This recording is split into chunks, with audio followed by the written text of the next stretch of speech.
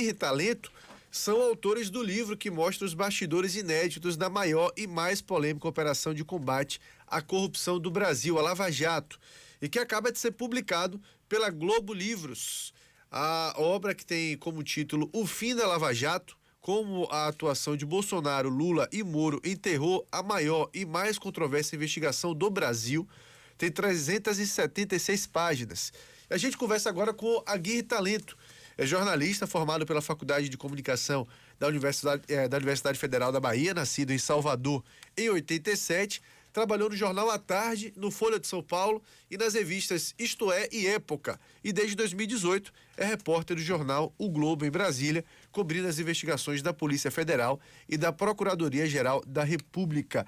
Aguirre, muito bom tê-lo aqui conosco, quero agradecer a disponibilidade de falar com a gente, bater um papo a respeito do livro. E eu queria começar perguntando qual foi de fato o ponto de partida, né? Como que vocês tiveram o primeiro contato com a cobertura jornalística da Lava Jato e em que momento que veio a ideia? Isso aqui dá um livro, sobretudo esse momento final que vocês retratam, né? O título já é bem instigante, O Fim da Lava Jato.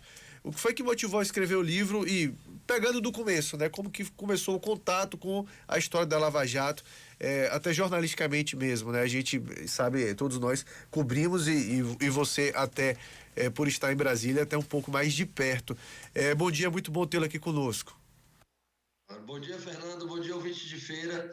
Em primeiro lugar, eu queria pedir desculpas pela minha colega Bela Megali, que ela essa semana teve compromissos pessoais, não pôde estar presente aqui nessa entrevista. Ela queria muito também conceder essa entrevista aqui para os ouvintes de Feira de Santana. Eu e Bela Megali trabalhamos juntos, primeiro na Folha de São Paulo, depois no jornal o Globo, e a gente cobre a Operação Lava Jato desde seu início, lá em 2014. A Bela ia muito a Curitiba, ela ia praticamente toda semana, e eu acompanhei mais os desdobramentos aqui em Brasília, que foram as investigações contra os políticos, com foro privilegiado, da Procuradoria-Geral da República e da Polícia Federal.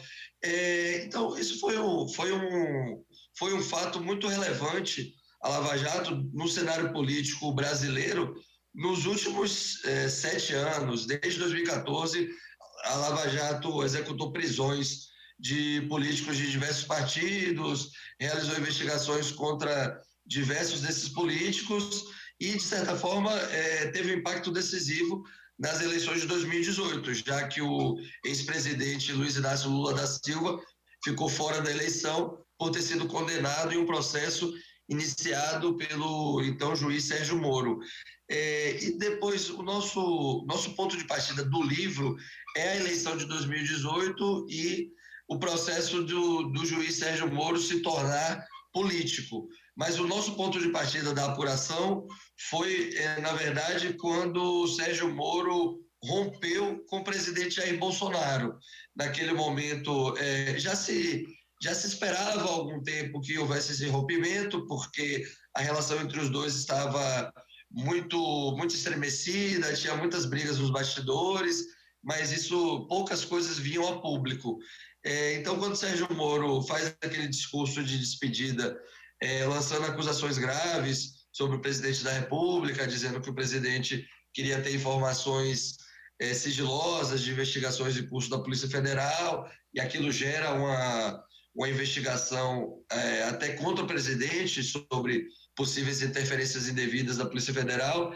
Eu e a colega Bela Megali estávamos acompanhando aquilo de perto e de repente eu falei para Bela, eu acho que isso aqui é uma coisa maior do que as matérias que a gente está fazendo no dia a dia. Acho que isso aqui vale um livro, porque a gente estava acompanhando muitos bastidores, a gente tinha muita informação, e no jornalismo, como você tem um espaço limitado, você tem a questão do tempo, nem tudo você consegue aproveitar no seu dia a dia. Então a gente foi juntando muita informação que a gente estava apurando sobre esse processo de investigação contra o Bolsonaro, sobre os bastidores do rompimento.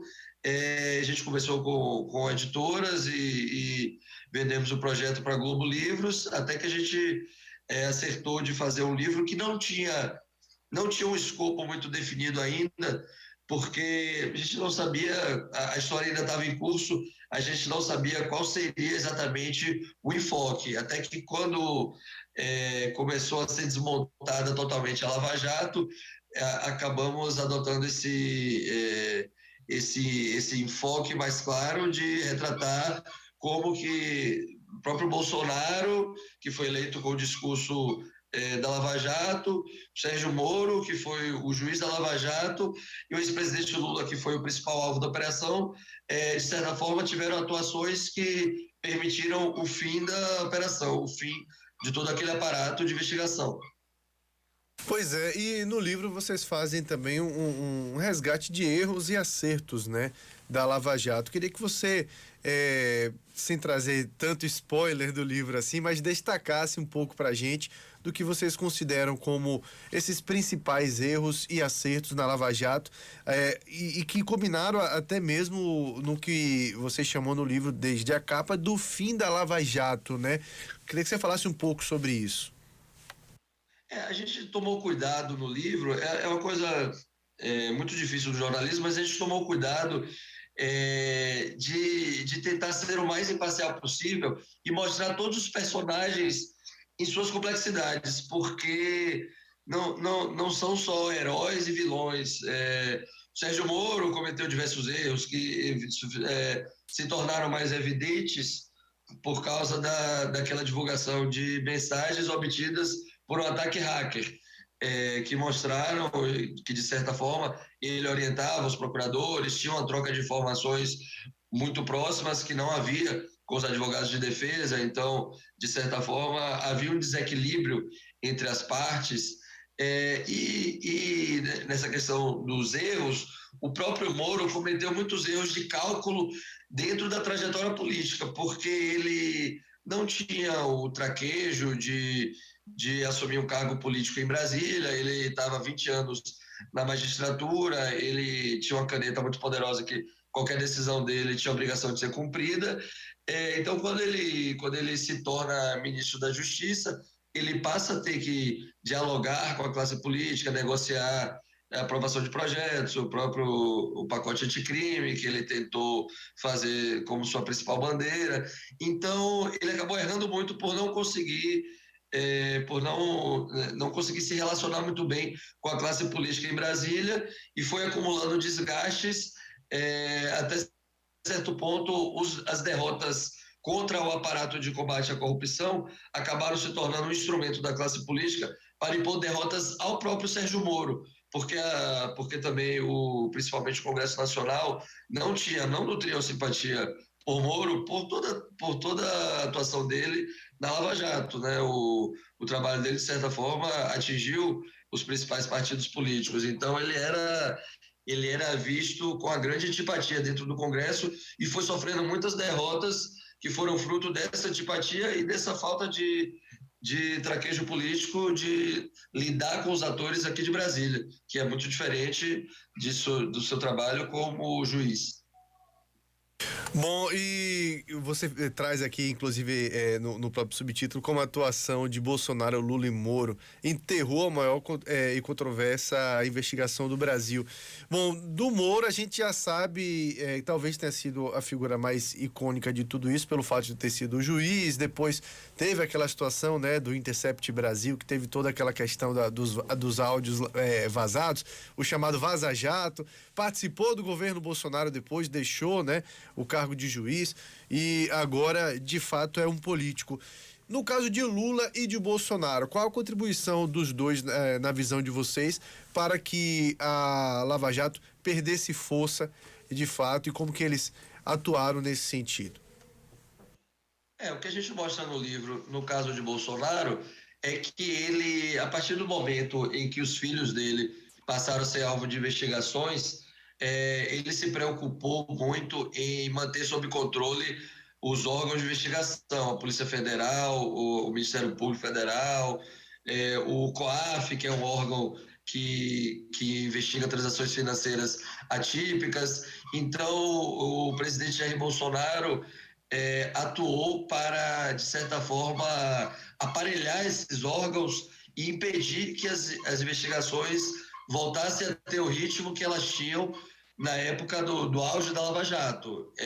Então, na gestão de Bolsonaro, essas instituições acabaram aparelhadas sem ter uma independência de investigação. Tanto que na Procuradoria-Geral da República, o presidente Jair Bolsonaro indicou um procurador-geral fora da lista tríplice, que tem atuado, de certa forma, aliado a ele, que é Augusto Aras, inclusive é nosso conterrâneo, tem atuado, de certa forma, aliado ao presidente Jair Bolsonaro, tem feito o arquivamento de diversas investigações contra o presidente, que, na verdade, a Polícia Federal até chega a imputar crime a Bolsonaro, mas quando chega na Procuradoria-Geral da República, isso acaba sendo arquivado. No caso do ex-presidente Lula, como ele foi o principal alvo da investigação, ele foi, de certa forma,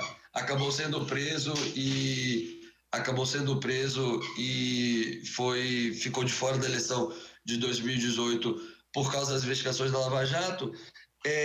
A defesa do ex-presidente atuou muito fortemente no Supremo Tribunal Federal, dentro dos processos mesmo, para tentar expor a atuação, de certa forma, parcial do juiz Sérgio Moro e mostrar que aqueles processos tinham vício que não permitiam que o ex-presidente tivesse sido julgado pela 13ª Vara Federal de Curitiba.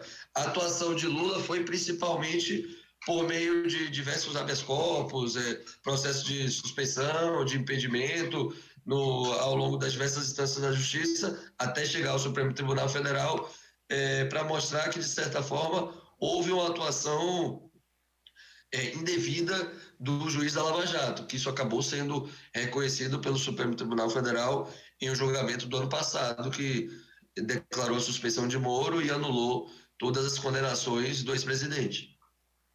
Bom, e nós no meio disso tudo aí, como que vocês encaram o papel da mídia nesse momento, né, da Lava Jato?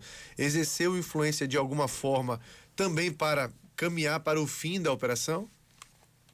Eu não entendi o início da pergunta. O papel da mídia, de nós da mídia, em meio a tudo isso, né? De que forma que você entende que a mídia pode ter influenciado, se vocês entendem, de alguma forma, nesse processo, né? De enfraquecimento da Lava Jato. Enfim, a gente sabe que teve o que ficou conhecido como Vaza Jato também, né? O tal ataque hacker, que depois foi lá para o Intercept Brasil, e aí toda a mídia acabou difundindo também. De alguma forma a mídia exerceu influência na visão de vocês? De certa forma, é muito difícil a gente fazer uma avaliação hoje comparando a 7 anos atrás, porque quando começou a surgir todo aquele material, porque tem uma coisa interessante da cobertura da Lava Jato, que as pessoas que acompanham de fora não sabem muito bem, que a maioria da documentação, a maioria dos processos, na verdade, não eram sigilosos. A grande sacada do juiz, dos investigadores, foi ir tornando público boa parte do material para conseguir a repercussão daquilo na imprensa, na mídia. Então, aí foi uma investigação conduzida, de certa forma, muito transparente, porque os documentos eram divulgados a cada momento, cada dia tinha uma leva nova de documentos sendo tornada público e por isso a Lava Jato ganhou tantas páginas de jornal, ganhou tantas manchetes. Quando começa a haver essa questão do ataque hacker, é claro que muda o eixo da cobertura e o próprio Intercept fez esse trabalho muito bem, tanto que eles tiveram acesso aos diálogos entre os procuradores e até compartilharam com outros veículos, justamente para aumentar a repercussão do assunto, para mostrar que havia uma credibilidade daquele material. Os outros jornalistas ajudaram a checar também a veracidade daqueles diálogos. Então, a imprensa teve um papel no início de divulgar o trabalho, como depois que houve o ataque hacker, teve o papel de checar, de participar desse trabalho de apuração e também publicar matérias a partir desses diálogos entre os procuradores e o juiz da Lava Jato. Realmente foi um papel importante. Impactos políticos de tudo isso, né? E até você, por estar em Brasília, talvez sinta de forma muito mais efervescente esta questão, né? Porque tá vivendo aí no grande cenário político do país. De que forma que a Lava Jato influenciou no cenário político do país? Você falou, inclusive, aí em 2018, né? O próprio ex-presidente Lula ficou fora do pleito, estava impedido, agora já está de volta ao jogo. A gente teve a eleição do Bolsonaro, que agora tenta a reeleição. De que forma que o cenário político do país, tendo uma eleição no meio disso tudo, né, em 2018, foi influenciado pela Operação Lava Jato? A gente pontua no livro que a Lava Jato foi um ator político muito relevante no país desde a sua deflagração, porque ela, de certa forma, desarticulou o sistema político tradicional, atingiu os principais partidos e tirou da eleição, por causa da condenação de um dos processos, o ex-presidente Lula. E a gente vê hoje, no caminho inverso, com o desmantelamento das instituições de combate à corrupção, com, de certa forma, esse fim da Lava Jato, houve um retorno ao cenário político, voltaram a ganhar força diversos políticos, diversos personagens que haviam sido atingidos pelas investigações. Alguns deles não foi se provado nada, não houve provas suficientes para a condenação, mas outros deles acabaram sendo absolvidos por questões formais. Houve muitos julgamentos do Supremo em que se entendeu que a Justiça Comum não era competente e os ministros mandaram o caso para a Justiça Eleitoral, só que aí foi anulado tudo, mesmo com provas até de transferência bancária na Suíça. Houve casos em que o Supremo decidiu pela anulação das ações. Então, de certa forma, a Lava Jato teve um impacto muito forte, e agora que ela declinou, agora que ela realmente acabou, a gente vê diversos personagens que estavam na mira da operação voltarem ao cenário político, e alguns que tinham sido condenados cumpriram pena, já estão se articulando até para lançar candidaturas esse ano. Esse ano vai ser uma eleição completamente diferente, marcada justamente pela eleição pós-Lava Jato, né, com vários desses personagens de volta na ativa. É claro que a política brasileira é muito dinâmica, e a editoria de justiça também tem caminhado para nós jornalistas cada vez mais junta com a de política, né? Ela vem se relacionando cada vez mais. Você acredita em uma operação do tamanho da Lava Jato ainda no Brasil para os próximos anos? A gente deve ter uma nova Lava Jato de alguma forma, ou esse raio não cai duas vezes no mesmo lugar? Então, o sistema judiciário do Brasil é sempre feito de tendências. Às vezes ele está mais punitivista, mais rígido, e às vezes ele adota uma tendência mais garantista. Como a gente teve uma fase de muitas punições, de decisões muito duras, que foi a fase da Lava Jato, houve um movimento para o lado completamente contrário. Hoje as decisões são muito em favor da liberdade dos réus. É muito difícil, a gente vê muito raramente operações da Polícia Federal que tenham prisões preventivas, até porque os fundamentos hoje são mais exigentes pela justiça.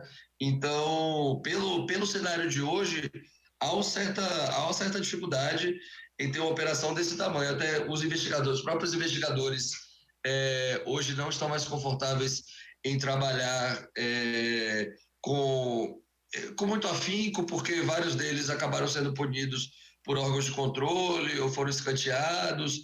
Houve, de certa forma, uma retaliação a quem trabalhou nessas grandes investigações.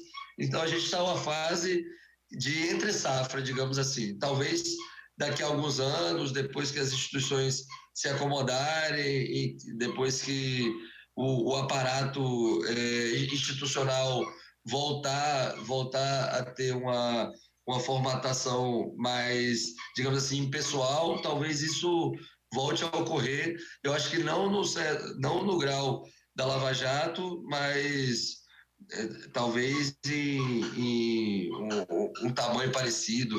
Mas hoje não é muito difícil achar que, nas condições que estão postas, que surjam operações desse tamanho.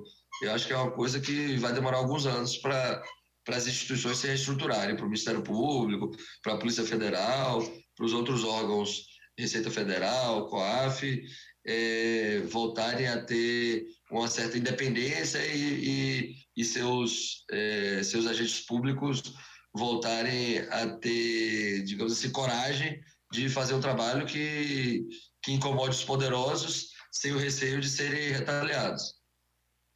Aguirre Talento, colega, jornalista, autor do O Fim da Lava Jato, como a atuação de Bolsonaro, Lula e Moro enterrou a maior e mais controversa investigação do Brasil, junto com a jornalista Bela Megali, que a gente manda um forte abraço também. Eu quero agradecer a disponibilidade de falar conosco, desejar sucesso a vocês, né? Não só no trabalho de cobertura do dia a dia, mas também com o próprio livro. E encerrar perguntando onde encontrar o livro, né? Se existem meios online para adquirir, como que as pessoas podem ter acesso ao livro de vocês. Fernando, o livro está disponível nas principais livrarias online, na Amazon, Submarino, Americanas e também nas livrarias físicas. Eu não sei as livrarias de Feira de Santana onde é que ele está disponível, mas comprando na Amazon, no Submarino, nesses grandes sites, ele chega rapidinho e vocês vão gostar. Espero que gostem da leitura. Espero que os ouvintes de Feira de Santana comprem e tenham a oportunidade de conhecer um pouco esses bastidores aqui de Brasília, que a gente resolveu contar no formato de um livro. Amigo, um forte abraço, muito bom tê-lo aqui conosco. Muito obrigado pela entrevista, né?